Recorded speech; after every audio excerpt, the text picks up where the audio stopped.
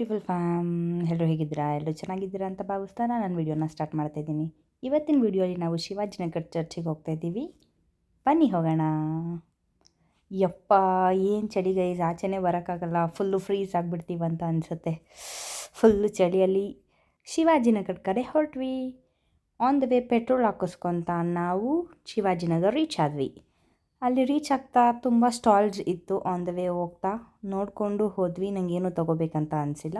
ಡೆಕೋರೇಷನ್ಸ್ನ ನೋಡಿಕೊಂಡು ಹೊರಟ್ವಿ. ಚೆನ್ನಾಗಿತ್ತು ಗೈಸ್.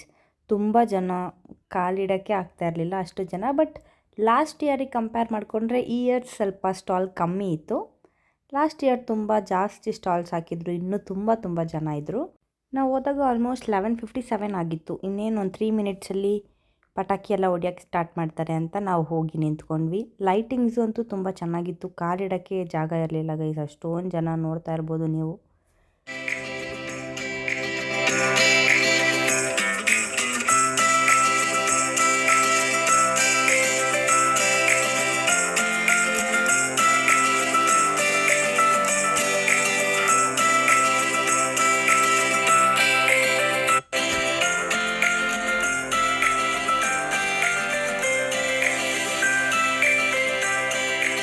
ಎಕ್ಸಾಕ್ಟ್ 12 o'clockಗೆ ಪಟಾಕಿ ಹೊಡಿಯೋಕ್ಕೆ ಸ್ಟಾರ್ಟ್ ಮಾಡಿದ್ರು. ಒಂದು 15 ಮಿನಿಟ್ಸ್ ಪಟಾಕಿ ಹೊಡಿತಾನೆ ಇದ್ರು ಗೈಸ್. ಅಷ್ಟು ಪಟಾಕಿ ಹೊಡಿತಾಯಿದ್ರು. ನೋಡೋದಕ್ಕೆ ಕಲರ್ಫುಲ್ಲಾಗಿ ಸೂಪರಾಗಿತ್ತು.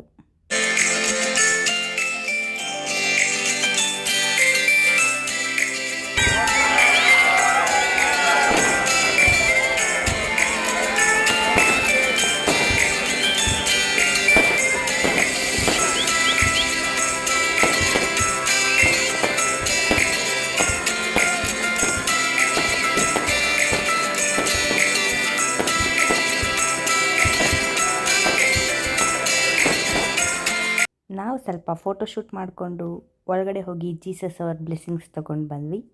ಅದಾದ ನಂತರ ಅಲ್ಲಿ ಸಾಂತಾ ಕ್ಲಾತ್ಸ್ ಡೆಕೋರೇಷನ್ಸ್ ಮಾಡಿದರು. ಅಲ್ಲಿ ನೋಡ್ತಾ ಇದ್ವಿ. ತುಂಬ ಚೆನ್ನಾಗಿತ್ತು.